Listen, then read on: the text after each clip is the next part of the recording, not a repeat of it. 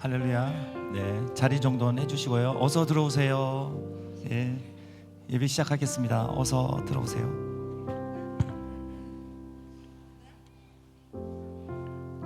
네, 다시 인사하겠습니다. 할렐루야.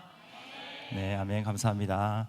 한 달에 한 번 여디디아스가 오후 찬양 예배를 인도하고 있는데요. 오늘이 그날입니다. 여러분 많이 응원해 주시고요, 호응해 주시고 박수 많이 쳐주시면 은혜가 배가 될 줄 믿습니다. 아멘. 예, 좌우 앞뒤 바라보시면서 한 번 더 인사하겠습니다. 이번에는요 샬롬이라고 한번 인사 한번 해볼까요? 좌우 앞뒤 바라보시면서 샬롬, 샬롬.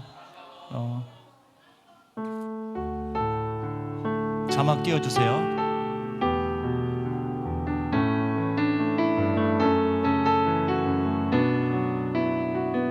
좀 천천히 할게요.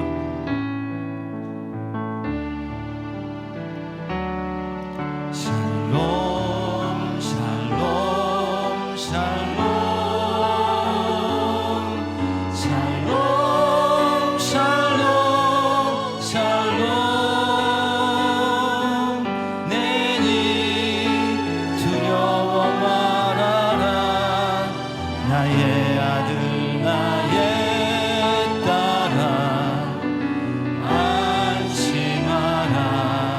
샬롬, 샬롬, 샬롬,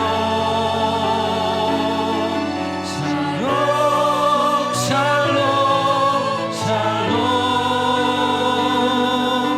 나의 평안을 주노라. 세상과는 다른 평안, 두려워 말라. 샬롬. 여기 가사에 보면요, 세상과 다른 평안을 준대요. 예. 세상의 평안은 우리가 많은 분들이 다 문제점을 다 갖고 있잖아요. 세상의 평안은 그 문제점이 해결됐을 때 평안이 오지만 우리 하나님께서는 그 문제점을 갖고 있는 상황 속에서도 평안을 주는 그런 평안입니다. 그게 세상과는 다른 평안이고요. 권사님, 제가 질문 하나 드리겠습니다.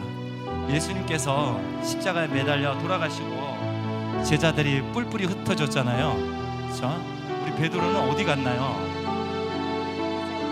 어디요? 고기 잡으러. 예, 고기 잡으러. 예.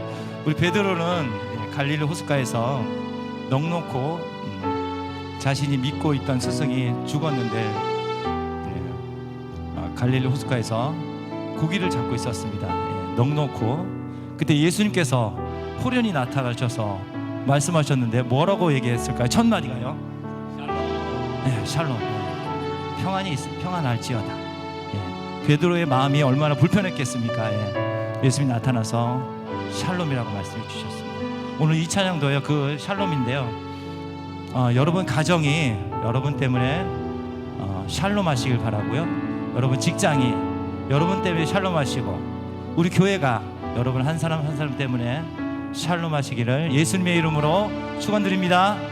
아멘. 그 마음 갖고 이 샬롬 다시 1절부터 다시 하겠습니다. 샬롬, 샬롬, 샬롬, 샬롬, 샬롬, 샬롬. 내니 두려워 말아라. 나의 아들 나의 딸아, 안심하라. 샬롬, 샬롬, 샬롬, 샬롬, 샬롬, 샬롬. 나의 평안을 주노라. 세상과는 다른 평안, 두려워 말라. 좌우 앞뒤 바라보시면서 샬롬. 집사님 샬롬, 샬롬. 자, 3절 하겠습니다. 샬롬, 샬롬, 샬롬, 샬롬, 샬롬, 샬롬.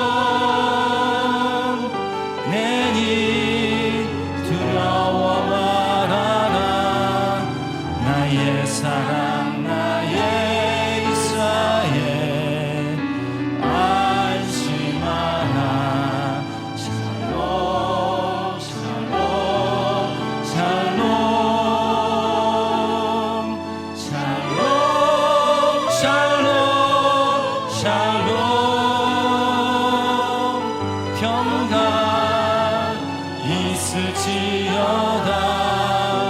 아버지께서 날 보냄 같이 나도 널 보내노라.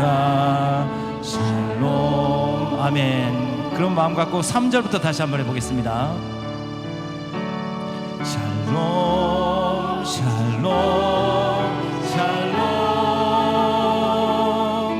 샬롬 샬롬 샬롬. 내니 두려워 말라. 내니 두려워 말아라.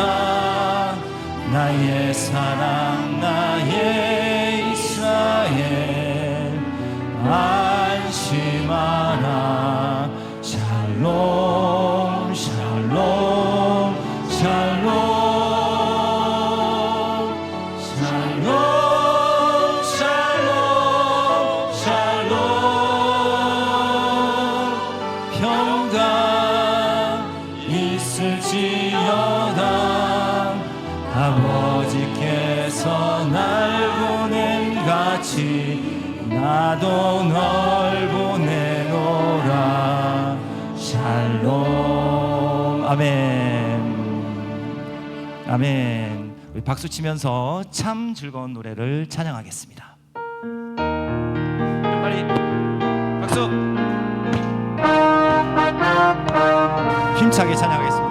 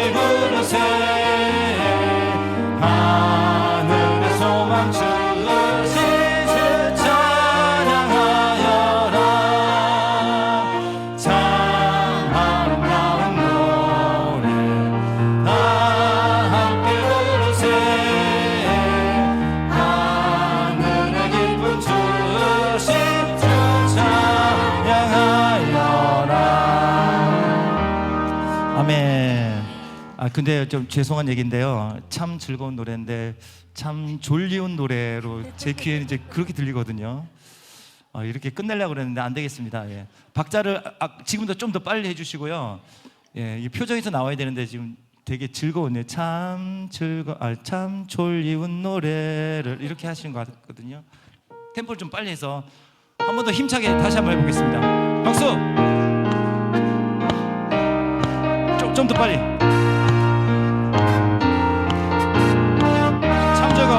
참 즐거운 노래를 높이 불러서 이 세상 사는 동안 주 찬양하겠네.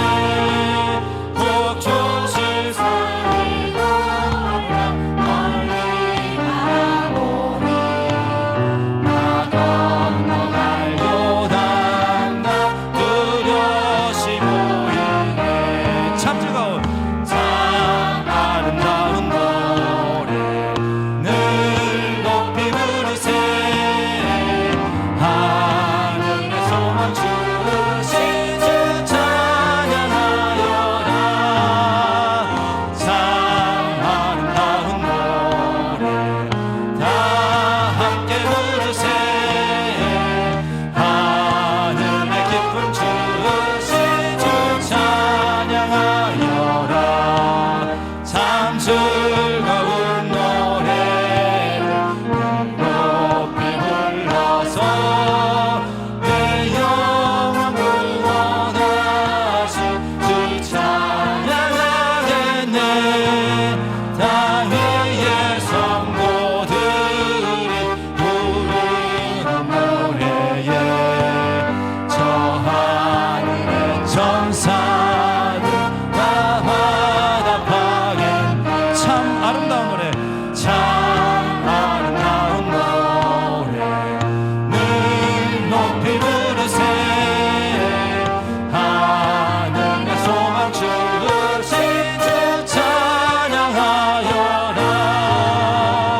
참 아름다운 노래 다 함께 부르세.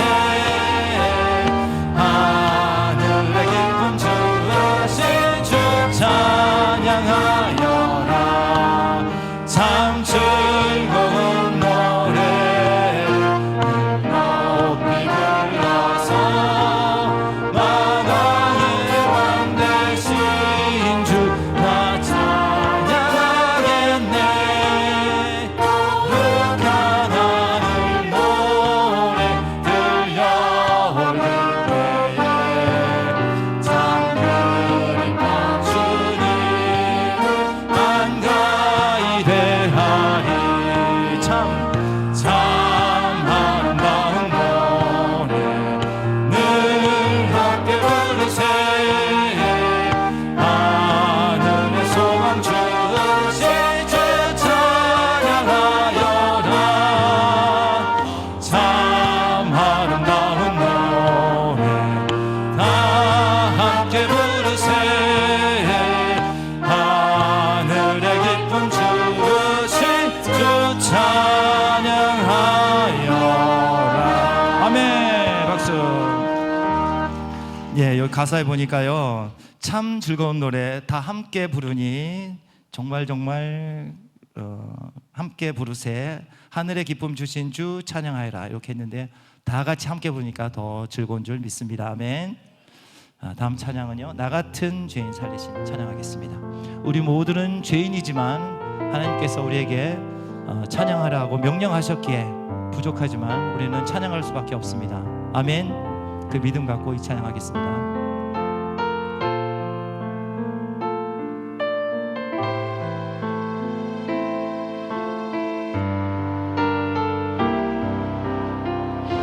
1절은 제가 하겠습니다. 나 같은 죄인 살리신 주의 놀라운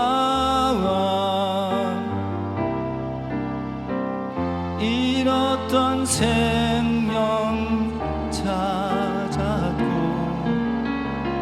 광명을 얻었네. 큰 큰 죄악에서 건지신, 다 같이 찬양하겠습니다.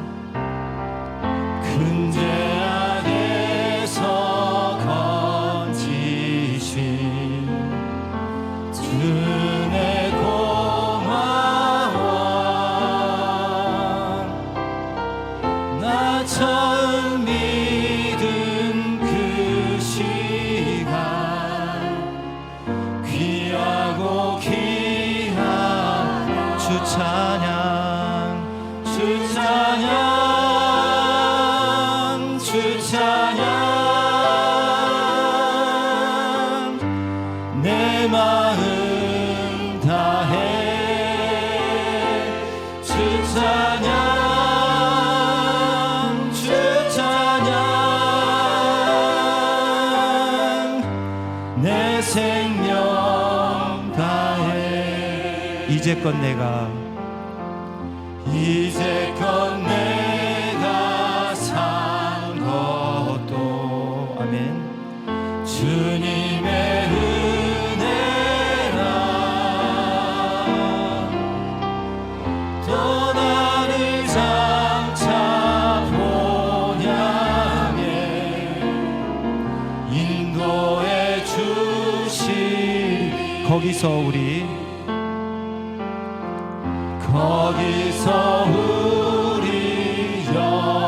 영원히 주님의 은혜로 해처럼 밝게 살면서 주 찬양하리라. 주 찬양, 주 찬양, 주 찬양, 내 마음 다해 주 찬양, 주 찬양, 내 생명 주 찬양, 주 찬양, 주 찬양, 내 마음 다해 주 찬양, 주 찬양, 내 생명. 두 손 높이 들고 주 찬양, 주 찬양, 주 찬양, 내 마음 다해 주 찬양, 주 찬양, 내 생명. 계속 손 계속 들고 계세요. 손 계속 들고 반주 계속 해주세요. 이 찬양에 보시면요, 우리가 찬양 중에 알게 모르게 서원하는 경우가 되게 많습니다. 예. 찬양 보면요, 주 찬양, 주 찬양, 내 마음을 다해 주 찬양한다고 우리가 고백을 했습니다.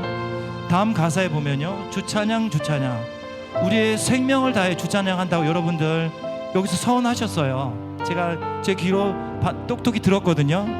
여러분 그 마음 변치 말길 기도합니다. 아멘.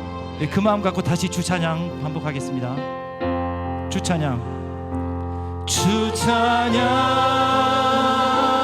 주 찬양, 내 마음 다해 주 찬양, 주 찬양, 내 생명 다해 내 생명. 주 찬양, 무반주로 합니다. 무반주로 주 찬양, 주 찬양, 주 찬양, 내 마음 다해 주 찬양, 주 찬양, 내 생명. 한 번 더 합니다. 주 찬양, 주 찬양, 주 찬양 내 마음 다해 주 찬양 주 찬양 내 생명 다해. 우리 그 마음 갖고 예배의 자리로 나가겠습니다. 다 같이 마음속으로 기도하시기 바랍니다. 하나님 아버지 감사합니다. 오늘 이 예배를 하나님께서 받아주시고 이 가운데 오셔서 좌정하여서 우리의 예배를 하나님께서 분양하여 주시기를 간절히 바랍니다. 하나님 이 시간 인도하시는 우리 목사님에게도 큰 힘 주시고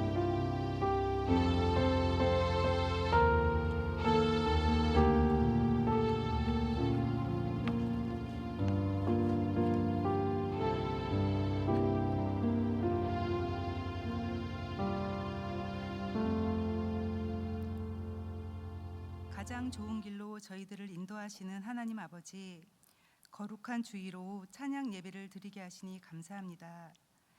26년도 1월 마지막 주일입니다. 새해 맞은 설렘이 아직도 가시지 않았는데 벌써 1월 한 달이 지나가고 있습니다.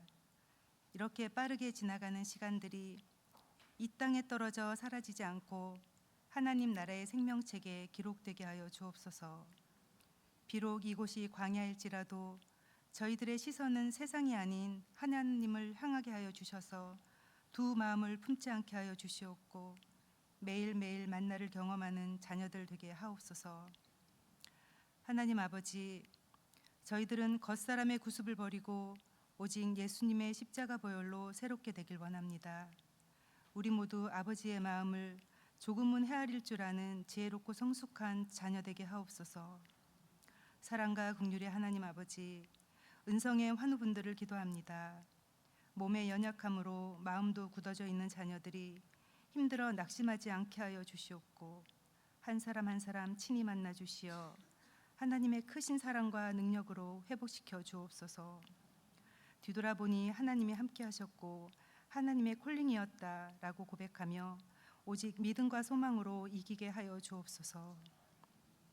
다음 세대를 가장 좋은 길로 인도하시는 지혜의 하나님 아버지, 동계 수련회를 계획 중인 다니엘 청소년부를 기도합니다. 내일부터 시작되는 수련회를 통해서 전능하신 창조주 하나님의 사랑과 임재를 경험하게 하여 주시옵고 인격적 만남의 축복을 허락하여 주옵소서. 모든 프로그램 가운데 은혜로 채워주시옵고 다음 세대 주역이 될 우리 아이들에게 선한 영향력을 이 세상에서 행하게 하여 주옵소서. 아이들의 역량이 아닌 하나님의 능력으로 계획하여 주옵소서. 수련회를 위하여 마음과 기도로 준비한 목사님과 교사들을 기억하여 주시옵고 삶 가운데 기쁨과 축복으로 채워 주옵소서. 은성교회를 사랑하시는 하나님 아버지, 담임 목사님과 함께하여 주심을 감사드립니다. 우리 목사님이 날선 어떤 검보다도 예리한 생명의 양검이 되게 하여 주옵소서. 목사님의 영과 육을 지켜주시옵고 강하고 담대함으로 모든 목회 일정 가운데 피곤치 않게 하여 주옵소서. 목사님 가정에도 물된 동산같이 물이 끊어지지 않게 채워주시어 마르지 않게 하여 주옵소서. 함께 사역하시는 부목사님과 전도사님을 크신 사랑으로 돌봐주시옵고 동일한 은혜로 충만케 하여 주옵소서. 이곳에 함께 하시어 저희들의 예배를 받으시는 하나님께 감사드리며 빛과 진리 되시는 예수님 이름으로 기도합니다. 아멘.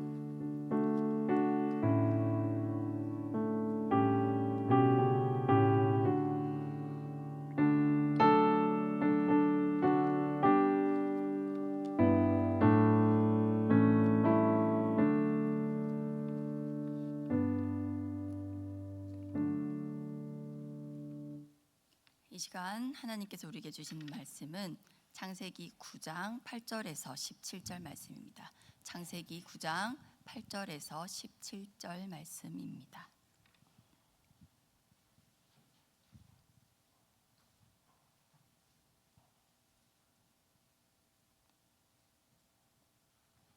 창세기 9장 8절에서 17절 저와 한 절씩 교독하시고 마지막 절은 함께 읽겠습니다. 하나님이 노아와 그와 함께한 아들들에게 말씀하여 이르시되 내가 내 언약을 너희와 너희 후손과 너희와 함께한 모든 생물 곧 너희와 함께한 새와 가축과 땅의 모든 생물에게 세우리니 방주에서 나온 모든 것 곧 땅의 모든 짐승에게니라. 내가 너희와 언약을 세우리니 다시는 모든 생물을 홍수로 멸하지 아니할 것이라. 땅을 멸할 홍수가 다시 있지 아니하리라. 하나님이 이르시되 내가 나와 너희와 및 너희와 함께하는 모든 생물 사이에 대대로 영원히 세우는 언약의 증표는 이것이니라. 내가 내 무지개를 구름 속에 두었나니 이것이 나와 세상 사이의 언약의 증거니라. 내가 구름으로 땅을 덮을 때에 무지개가 구름 속에 나타나면 내가 나와 너희와 및 육체를 가진 모든 생물 사이에 내 언약을 기억하리니 다시는 물이 모든 육체를 멸하는 홍수가 되지 아니할지라. 무지개가 구름 사이에 있으리니 내가 보고 나 하나님과 모든 육체를 가진 땅의 모든 생물 사이에 영원한 언약을 기억하리라. 함께요. 하나님이 노아에게 또 이르시되 내가 나와 땅에 있는 모든 생물 사이에 세운 언약의 증거가 이것이라 하셨더라. 아멘. 할렐루야. 제가 준비한 인사가 있는데 오늘 찬양을 하면서 바꿔야겠다는 생각이 들었습니다. 옆에 분을 보시면서 샬롬 하고 한번 같이 인사해 보시겠어요? 샬롬. 샬롬이 무슨 뜻인지 모르시는 분이 혹시 계실지 모르겠어요. 샬롬은 평안이라는 얘기예요. 평강하세요, 평안하세요 라는 마음을 담아서 다시 한번 샬롬 인사하겠습니다. 샬롬. 오후 예배에 많은 분들이 예배를 함께 드리시네요. 제가 처음에 우리 교회 부임했을 때가 11월이거든요. 10월 마지막 주일인가 11월 첫째 주인가 그랬는데 오후 예배에 그렇게 많은 성도들이 모이질 않았었어요. 왜 그랬을까요? 전 알아요. 새해 초의 결단이 부활절까지는 간대요. 아직 부활절 전이니까 아직 따끈따끈하시죠? 결단이 아직 따끈따끈하시지만 부활절이 지나고 맥주감사절이 지나고 여름이 지나고 가을이 지나고 겨울이 지날 때까지 한결같이 예배에 최선을 다하시고 예배를 사모하시고 또 그런 여러분에게 하나님께서는 은혜를 주시기를 주님의 이름으로 축복합니다. 네, 말씀 전하겠는데요. 지난 시간에는 최초의 사람 아담의 범죄에 대해서 말씀을 드렸습니다. 그 사람에게 하나님께서 주신 최초의 언약, 선악과 언약이었습니다. 하나님은 당신의 거룩하심 때문에 그 사람을 징계하실 수밖에 없었지만, 그래서 사람을 에덴 동산에서 내쫓으실 수밖에 없었지만 그들을 사랑하시기 때문에 그들에게 언약을 들려서 내보내셨다고 하셨어요. 지금은 비록 가시와 엉겅퀴가 나는 세상 속으로 쫓겨나고 있지만 여자의 후손이 올 것이다. 그가 와서 사단의 머리를 박살낼 것이다. 내 언약을 붙들고 버텨라. 여자의 후손이 올 것이다. 이 죄인들에게 언약을 들려서 보내신 것이 하나님의 첫 번째 언약이었습니다. 이후에 사람들은 이제 에덴 동산에서 쫓겨나서 이 땅에서 자녀들을 낳으면서 살았겠지요. 아담의 첫째 아들의 이름은 가인이었습니다. 둘째 아들의 이름은, 저도 목사님처럼 퀴즈 뭘 걸까요? 커피 한 잔. 퀴즈. 손을 들고 하시라고요. 없던 일로 시간 초과. 네. 둘째 아들의 이름은 아벨이었습니다. 여러분이 잘 아시다시피 이 두 사람 사이에서 인류 최초의 살인 사건이 일어났습니다. 가인과 아벨이 예배를 드렸는데 하나님께서 아벨의 예배는 받으셨지만 가인의 예배는 받으시지 않으셨어요. 이유는 모르겠어요. 이유는 모르겠지만 가인이 벌을 받아야 하는 이유를 조금은 알 것 같아요. 왜냐하면 가인은 하나님께서 자기 예배를 받지 않으셨다는 사실에 화가 났어요. 그랬다는 사실은 성경에 있거든요. 하나님께서 왜 안 받으셨는지는 모르겠지만 가인이 하나님께서 안 받으신 예배에 대해서 화가 났다고 성경은 얘기하고 있습니다. 가인의 예배의 동기는 무엇이었습니까? 그러면 우리의 예배의 동기는 항상 하나님께 드림에 있어야 합니다. 받으시고 안 받으시고는 하나님의 주권이죠. 근데 하나님이 안 받으셨다고 해서 내가 화가 난다? 그랬다면 그 예배의 주권이 가인에게 있었다는 거예요. 이 가인의 예배를 안 받으신 이유에 대해서 또는 다른 신학자들의 해석들도 있지만 그런 추측보다는 저는 이 살인 사건의 결과를 두고 언약의 관점에서 말씀을 드리려고 합니다. 사람의 첫 번째 범죄 이후에 하나님은 죄인들을 불러 모으셨죠. 아담과 하와와 뱀을 불러 놓으시고 그들을 책망하셨어요. 그때 뱀에게 여자의 후손이 너의 머리를 상하게 할 것이다 라고 저주를 내리셨죠. 근데 이들의 입장에서 여자의 후손이 누굴까요? 지금 여자가 누구밖에 없어요? 하와밖에 없죠. 그래서 뱀이 생각할 땐 여자의 후손은 어려운 얘기인가요? 뱀이 생각할 때 여자의 후손은 하와의 아들밖에 없는 거예요. 그렇죠? 그러면 뱀의 입장에서요, 하와의 아들을 어떻게 해야 될까요? 죽여야 되겠죠. 안 죽이면 내 머리가 박살날 판인데, 그죠? 그래서 뱀은 이제부터 그 여자의 후손을 방해하기 시작하는 거예요.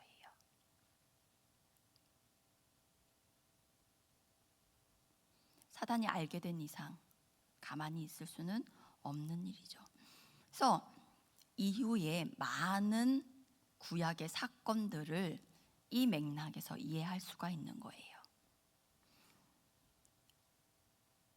가인과 아벨 중에 아벨을 죽였어요. 그렇죠? 그럼 가인만 남았어요. 가인이 여자의 후손일까 뱀은 생각했을 거예요. 근데 또 아니었어요. 그러다 보니까 뱀은 그 여자의 후손 중에 누굴까 하면서 계속 방해를 하는 거예요. 아브라함이 이삭이 아닌 이스마엘로 만족하려고 했던 일과 또 요셉을 애굽으로 팔아넘긴 일, 또 이스라엘이 출애굽을 못하도록 바로가 막은 일, 이런 일련의 사건들이 다 사단이 여자의 후손이 못 나게 하는 방해 공작이었다는 겁니다. 그래서 이 세상은 구속사, 하나님의 편에서 구속사와 사단의 편에서 이를 방해하려고 하는 사단의 계략이 싸우는 영적 전쟁터라는 겁니다. 그게 우리 역사라는 거예요. 일단 오늘은 처음에 사단은 가인을 충동질해서 여자의 후손 한 명을 죽였어요. 남은 여자의 후손은 가인뿐이었는데, 근데 가인을 보세요. 메시아가 태어날 가문으로 선택되기에는 가인은 좀 아닌 것 같죠. 우리가 생각해도 아니죠. 최초의 살인자예요. 그래서 하나님께서는 아벨 대신에 죽은 아벨, 또 가인도 사용하실 수 없어서 가인과 아벨 대신에 셋째 아들 셋을 아담에게 새로 주셨어요. 그 셋을 통해서 하나님께서 새로운 대안으로 메시아 가문을 이어갈 것이라는 계획을 가지고 계셨던 거예요. 창세기 4장 25절에 보시면 이는 하나님이 내게 가인이 죽인 아벨 대신에 다른 씨를 주셨다라고 말씀하고 있는 것을 볼 수 있습니다. 이제 하나님은 셋을 통해서 언약을 이루어 가실 거예요. 아직 사단은 누가 여자의 후손인지 알지 못하죠. 그래서 호시탐탐 셋의 가문을 넘어뜨리려고 애를 쓰는 거예요. 일단 누군지 모르지만 셋의 가문을 또 넘어뜨려야 하는 거예요. 먼저 결혼을 통해서 셋의 가문을 타락시키려고 했습니다. 창세기 6장을 보시면 지금 성경책을 가지고 계신 분들 보시면 창세기 6장 위에 표제가 사람의 죄악이라는 표제로 6장이 시작되고 있습니다. 그러면서 죄를 나열하고 있는데 제일 먼저 하나님의 아들들과 사람의 딸들이 결혼한 것에 대해서 그것이 악하다라고 말씀하시고 사람 지으신 것을 한탄하셨다고 합니다. 여기서 하나님의 아들은 누구고 또 사람의 딸은 누구일까요? 하나님의 아들들은 메시아 족보를 이어갈 셋의 가문의 아들들을 말합니다. 이 하나님의 아들들을 천사라고 생각하시는 분들도 계신데 분명히 마태복음 22장 30절에서는 부활 때에는 장가도 아니가고 시집도 아니가고 하늘에 있는 천사들과 같으니라 라고 말씀하고 있어요. 하늘의 천사들은 장가도 안 가고 시집도 안 간다고 했어요. 천사들은 영이기 때문이에요. 저는 천사인가요?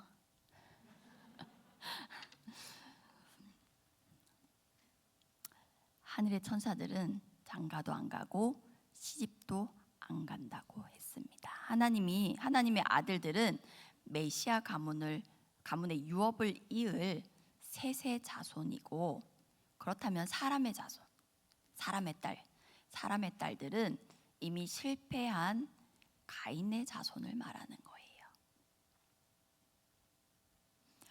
어떻게 사단이 하나님의 아들들과 사람의 딸들이 결혼하게 했는지 또 말씀을 통해 한번 살펴보겠습니다. 사단은 최초의 범죄 때부터 사람의 본능을 자극했어요. 선악과를 보게 했죠. 시각으로 말미암아 죄된 생각이 틈을 타게 해서 범죄하게 했습니다. 이번에도 사단은 사람의 시각을 자극하는 거예요. 창세기 4장에서는요 가인의 족보가 나와요.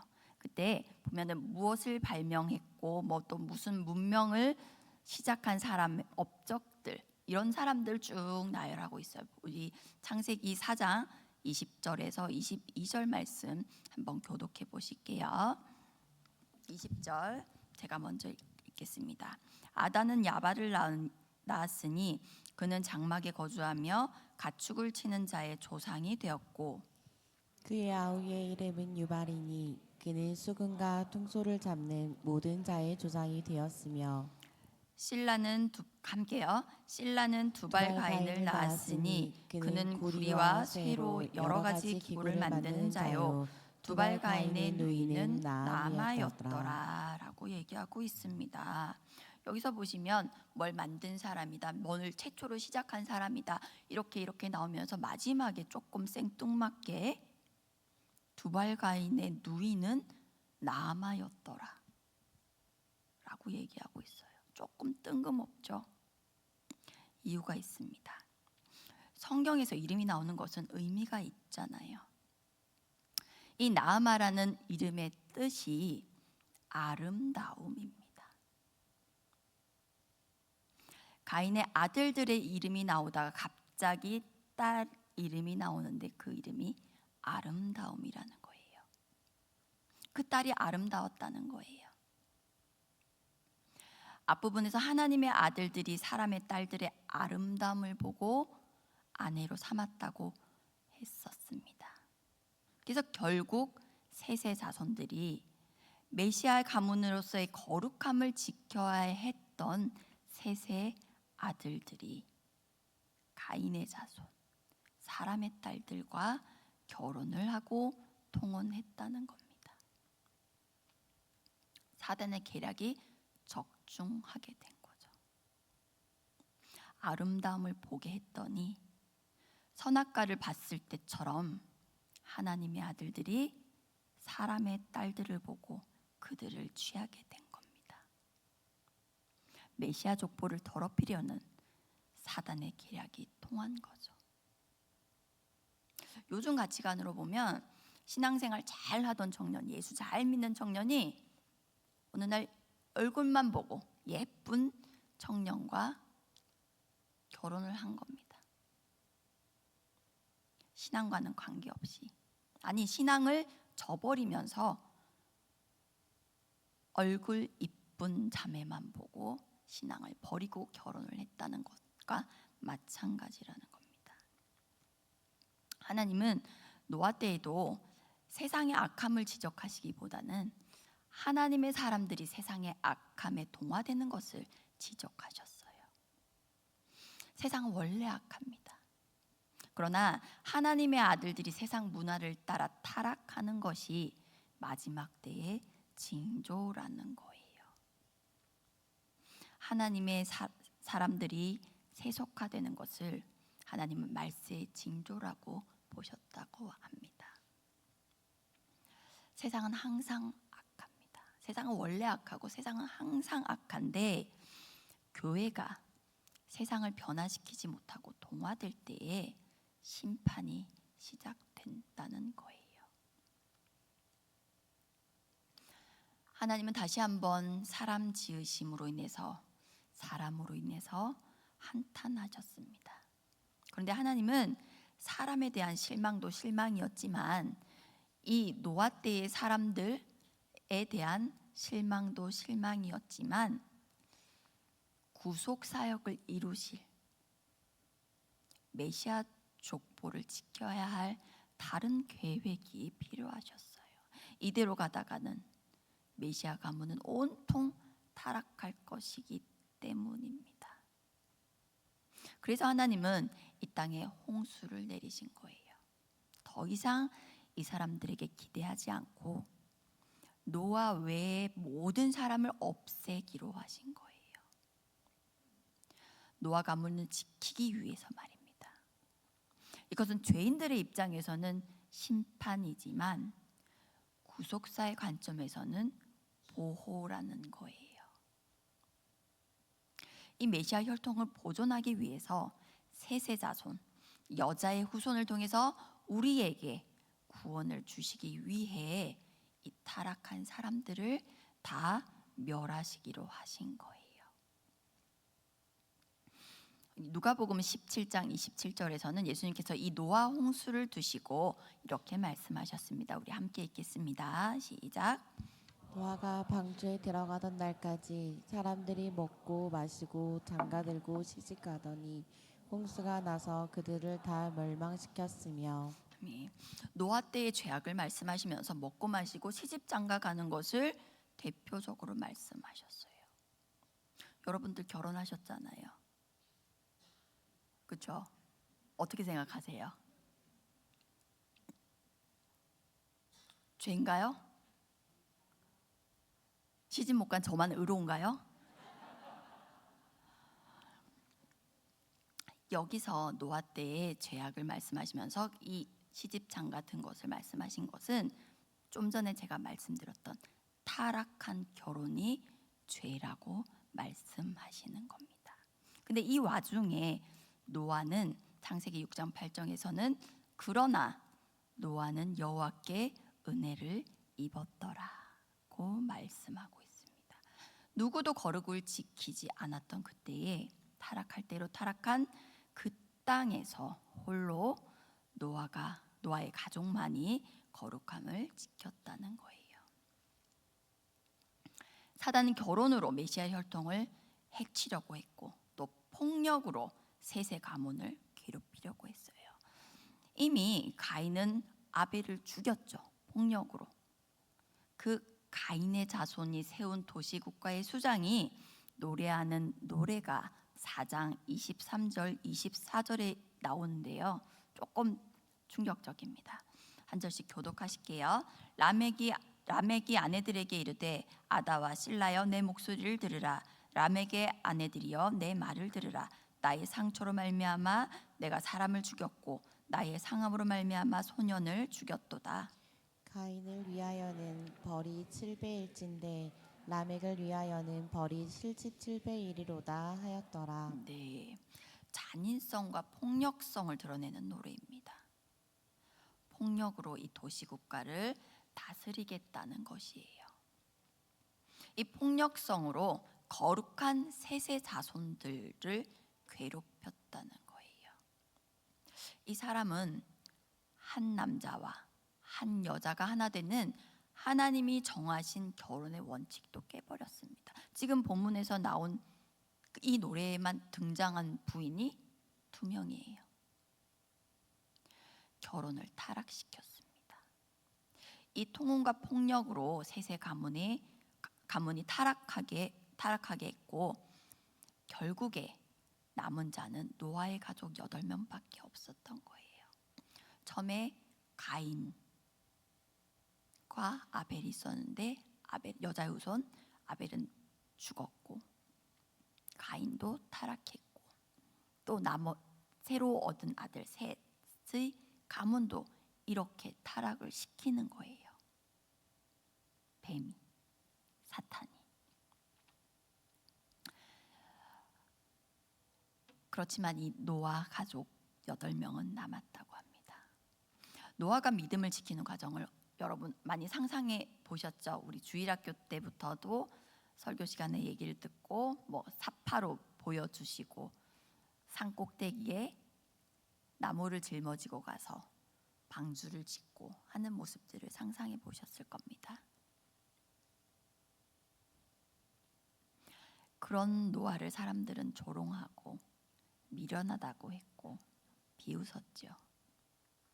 그런데 그 이상이었을 거예요. 하나님께서 일러주신 방주의 규격대로 지으려면 혼자 그 재료를 공수하는 데만 걸린 시간도 엄청났을 거예요. 왜냐하면 그 방주의 길이가 축구장보다 더 길었거든요. 게다가 방주에 들어갈 가족들과 짐승들이 먹을 양식만 해도 엄청났을 거예요. 그 긴 시간 수고로움도 수고로움이지만 비난과 조롱과 비아냥거림, 그게 120년 동안 노아가 겪어야 했던 고난이었을 겁니다. 사람들의 조롱을 더 깊이 한번 생각해 볼게요. 노아의 가족이 단 8명밖에 없었을까요?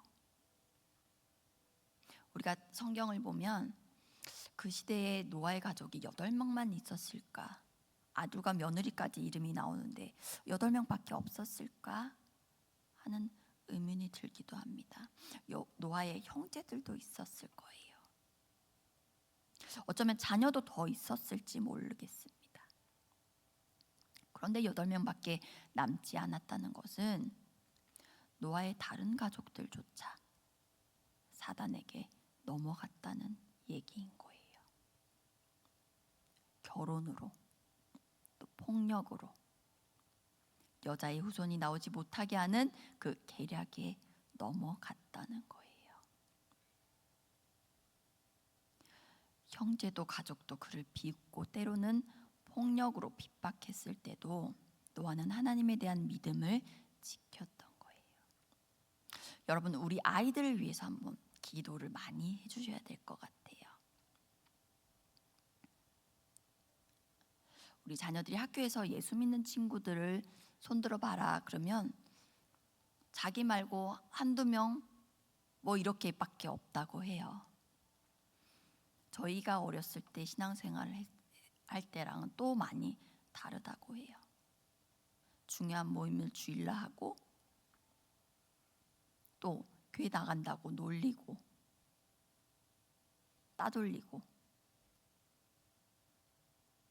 중요한 보충 수업 주일날 하고 그런 아이들을 위해서 이 세상 속에서 믿음을 지킬 수 있도록 기도해 주시기 바랍니다.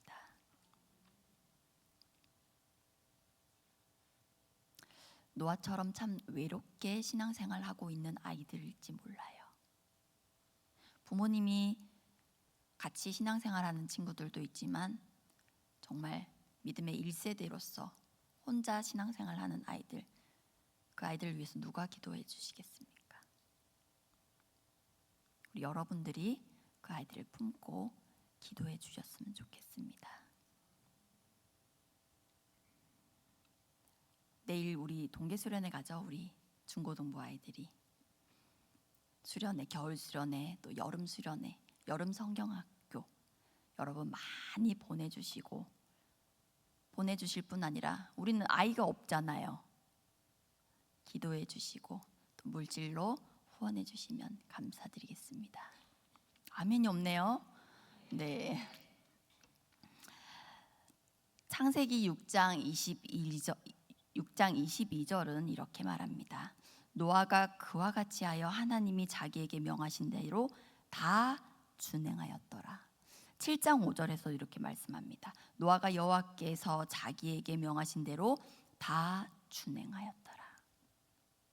노아는 우직하게 어떤 조롱과 핍박에도 흔들리지 않고 하나님의 명령을 다 준행했다고 합니다.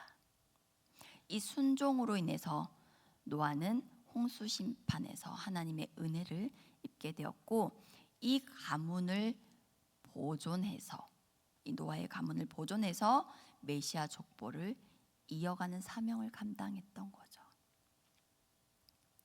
그래서 창세기 5장의 족보가 아담으로부터 셋으로 이어지는 거예요. 가인도 아니고 아벨도 아니고 셋으로 이어지고 또 노아까지 완성이 되는 거예요. 아담의 족보에서 가인의 계보는 이제 사라졌어요. 여기서 이것을 두고 히브리서 11장 7절은 이렇게 증거하고 있습니다. 함께 읽겠습니다. 시작. 믿음으로 노아는 아직 보이지 않는 일의 경고하심을 받아 경함으로 방주를 준비하여 그 집을 구원하였으니 이는 말미암아 세상을 정죄하고 믿음을 따르는 의의 상속자가 되었느니라. 아멘. 이제 방주의 문이 닫혔어요. 하나님은 120년을 기다리시고도 또 7일을 더 참으셨어요. 그러나 약속대로 방주의 문은 닫혔고 하나님께서 주신 설계대로 만들어진 방주에는 키가 없었다는 사실 여러분 잘 알고 계시죠? 하나님이 직접 키를 주시고 방주를 인도하셨기 때문이에요. 이 방주의 원어가 테바라는 것인데요. 이 테바는 아기 모세를 담았던 그 갈대 상자도 테바라고 얘기를 해요.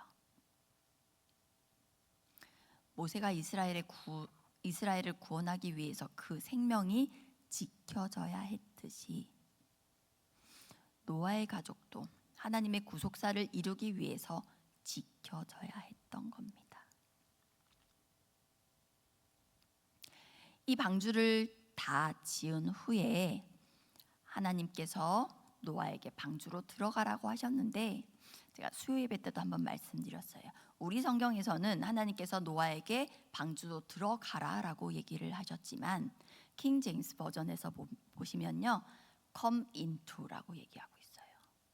하나님께서 방주 안에서 들어오라고 하시는 거예요. 하나님이 방주 안에서 들어오라는 것. 하나님은 풍랑 가운데 노아를 홀로 두지 않으셨어요. 묵묵히 혼자 방주를 지을 때 그곳에 하나님이 함께 계셨고 또 폭풍우 치는 바다 한가운데 떠 있는 방주에도 하나님은 거기에 함께 계셨던 겁니다. 방주의 문은 닫혔고 비가 오고 홍수가 일어났어요. 1년이 지난 후에야 노아의 가족들은 방주에서 나올 수 있었는데요. 약속대로 잘 보존된 노아의 가족들은 나와서 제일 먼저 하나님께 예배를 드렸습니다. 하나님은 노아의 번제 그 향기를 받으시고 응답하셨는데 그때 말씀하시기를 다시는 사람으로 말미암아 이 땅을 저주하지 않으시겠다고 하셨어요. 그 이유는 사람의 마음이 계획하는 것이 본래 악하기 때문이라는 거예요. 그게 무슨 말이냐면 사람의 죄악대로 심판하신다면 나만한 사람이 없을 거야. 오늘 낮예배 말씀 가운데도 있으셨죠. 하나님이 함께 모세와 출애굽 과정을 더 이상 함께 하시다가는 이들의 죄악 때문에 하나님이 용서하지 못할 일이 생길까 봐 하나님이 같이 안 가시려고 하셨던 거예요. 처음에. 여기서도 하나님께서는 어차피 사람들은 악하기 때문에 죄대로 심판하신다면 살아남을 수 있는 사람이 없어. 그래서 이제는 하나님께서 다시는 이렇게 사람을 다 멸하는 죄 심판을 하지 않으실 거라고 말씀하셨어요. 그리고는 그 약속의 증표로 우리가 잘 아는 무지개를 보여주신 거죠. 근데 이 무지개를요 원어로 보시면 케셰트라고 하는데요. 그 케셰트라는 말은 활을 얘기하는 거예요. 활 아시죠? 이렇게 활 쏘는 활. 활이 케셰트예요. 이 무지개를 똑같이 케셰트라고 얘기하고 있어요. 그게 무슨 뜻이냐면 여러분 무지개가 활이라고 한다면 여러분 무지개를 한번 상상해 보세요. 화살이 향하는 곳이 어딘가요? 무지개가 활이라고 할 때에 무지개 이렇게 생겼죠? 활이 이렇게 생겼다면 화살이 향하는 곳은 하늘이에요.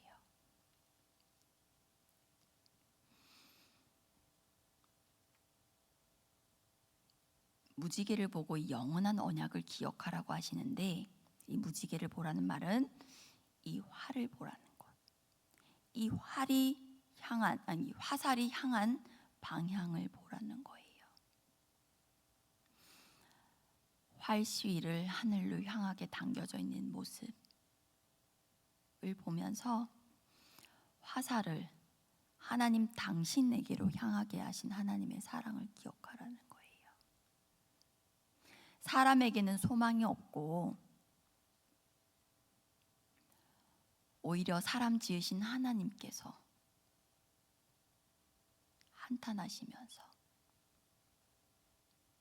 그 사람을 사랑하셔서 그들을 위해서 이제 당신이 대신 심판을 받으시겠다는 거예요. 어떻게요? 자신의 아들을 죽이면서까지 우리의 죄를 대신 짊어지시겠다는 거예요.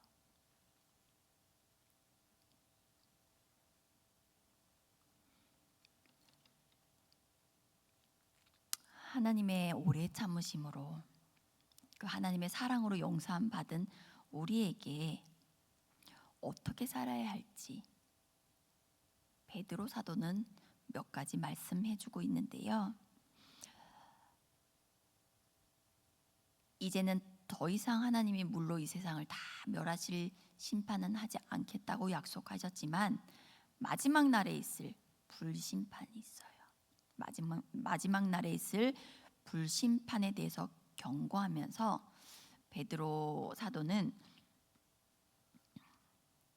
베드로후서에서 이렇게 말씀하고 있어요. 베드로서 3장 6절 7절에서 한번 교독하시겠습니다. 이로 말미암아 그때에 세상은 물이 넘침으로 멸망하였으되 이제 하늘과 땅은 그 동일한 말씀으로 불사르기 위하여 간수하신 바 되어 경건치 아니한 사람들의 심판과 멸망의 날까지 보존하여 두신 것이니라. 네, 이 일이 있기 전에 말세의 징조들을 언급하시는데요.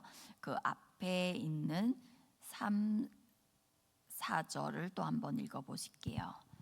먼저 이것을 알지니 말세에 조롱하는 자들이 와서 자기의 정욕을 따라 행하며 조롱하여 가로되 주의 강림하신다는 약속이 어디 있느뇨? 조상들이 잔후로부터 만물이 처음 창조할 때와 같이 그냥 있다 하니.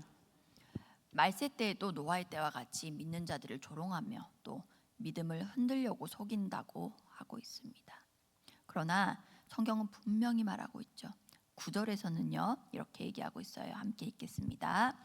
주의 약속은 어떤 이들이 더디다고 생각하는 것 같이 더딘 것이 아니라 오직 너희를 대하여 오래 참으사 아무도 멸망치 않고 다 회개하기를 이르기를 원하시느니라.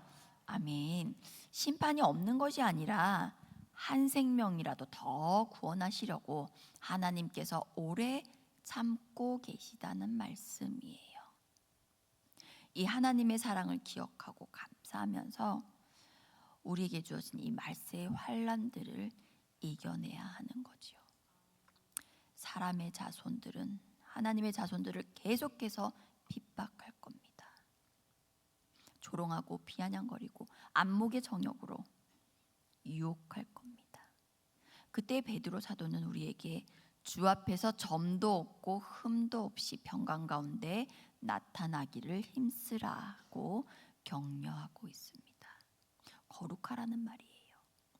이 세상과 다르게 살라는 말이에요. 내 눈에 좋은 대로 사는 것이 아니라 믿음으로 살라는 거예요. 믿음을 선택하고 믿음을 지키기 위해서 처절하게 몸부림치라는 말입니다. 노아 때에 보여준 말세의 징조들, 결혼으로 미혹하고 폭력으로 핍박하는 세상의 그 악한 세력들이 여러 가지 모양으로 우리 곁에서 여전히 있습니다. 이단들을 보십시오. 아직도 시골에서는 통일교에서 결혼으로 노총각들을 유인한다고 해요. 통일교 신도랑 결혼해서 자녀를 낳으면 그 아이도 통일교 신자가 되는 거예요.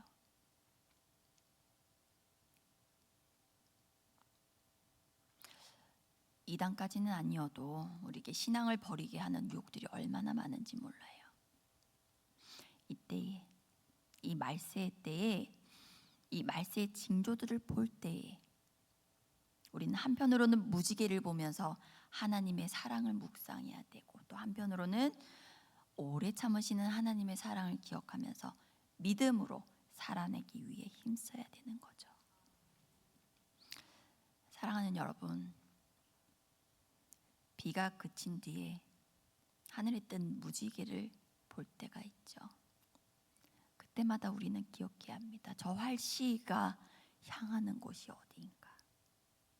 저 활시의 끝이 우리를 겨누지 않고 하늘을 향해 있다는 사실을 기억해야 합니다. 너희가 받아야 할 심판을, 그 심판의 화살을 내가 대신 맞겠다 하시는 하나님의 처절하고 또 숭고한 사랑의 고백이라는 거죠. 세상은 여전히 우리를 안목의 정욕으로 유혹하고 때로는 믿음을 지키는 우리를 향해서 조롱의 화살을 쏘기도 합니다. 노아가 방주를 짓던 그 외로운 120년처럼 우리의 자녀들이 세상 속에서 그리스도인으로 살아가는데 참 고단할지 모르겠습니다. 학교에서 나가서 또 사회로 돌아가면 어떨까요? 마찬가지일 거예요. 여러분도 세상 속에서 믿음 지키면서 사시는 일들이 고단하시죠. 그래서 목사님께서 또 계획을 하셨더라고요. 그 일터에 가셔서 격려해 주시고 기도해 주시겠다고. 그러나 잊지 마시길 바랍니다. 방주의 문을 닫으신 분도 하나님이시고 그 방주 안에서 도와 함께 파도를 견디신 분도 하나님이십니다. 하나님 지금도 저 무지개를 보시며 우리를 향한 구원의 언약을 기억하고 계십니다. 이제 우리는 결단해야 되죠. 세상의 아름다움, 나아마에 취해서 신앙을 타협하는 것이 아니라 보이지 않는 말씀을 믿고 방주를 지었던 노아처럼 의의 상속자로 살아가기를 소망합니다. 우리를 향한 심판의 화를 거두시고 스스로 화살을 맞으신 그 사랑을 의지하면서 이 험한 세상 속에서 주님이 나와 함께 하심을 믿고 끝까지 거룩함을 지켜내시는 저와 여러분 되시기를 간절히 축복합니다. 기도하시겠습니다. 하나님 아버지 감사합니다. 우리를 하나님의 자녀로 택하여 주시고 구원해 주신 은혜에 감사를 드립니다. 그러나 교만해서 그 크신 은혜에 만족하지 못하고 불순종하고 하나님을 거역하는 우리의 죄를 용서해 주옵소서. 태초부터 용납하신 그 사랑과 오래 참으신 그 은혜에 감사하면서 이 말세의 때에 믿음을 지키며 구별된 성도의 삶을 살기 원하오니 우리에게 날마다 믿음을 더하여 주시옵소서. 지금도 우리를 넘어뜨리려는 사단을 이길 예수 이름의 권세를 우리에게 주셨으니 담대하게 성도의 권세를 사용하며 날마다 이기게 하여 주시옵소서. 우리 가운데 육신의 질병, 마음의 질병, 가난과 관계 문제를 주는 악하고 더러운 사탄 마귀가 이 시간 예수의 이름으로 떠나가게 하여 주시옵시고 주의 권능으로 모든 매임이 풀리고 자유하며 회복하는 역사가 일어나게 허락하여 주시옵소서. 한 주간도 말씀 붙들고 승리하게 하여 주실 줄 믿고 감사드리며 예수님의 이름으로 기도합니다. 아멘. 네, 다른 광고는 주보를 참고해 주시고요. 이제 오늘 여러 번 말씀드렸는데 내일 우리 아이들 승동기도원으로 겨울 수련회를 떠납니다. 위에서 기도해 주시고 섬기시는 강사 목사님, 담당 교육자 목사님, 또 교사 선생님들 참석하는 아이들 위해서 기도해 주시면 감사하겠습니다. 네, 제가 축도하고 마치겠습니다. 지금은 우리 주 예수 그리스도의 은혜와 그 아들을 보내신 아버지 하나님의 무한하신 사랑과 성령님의 내주 감화 충만 교통하심이 사단 권세를 이기신 예수 이름으로 승리를 결단하는 모든 성도들과 이들의 오늘과 내일과 삶의 터전 위에 지금으로부터 영원까지 함께 계시기를 간절히 축원하옵나이다. 아멘.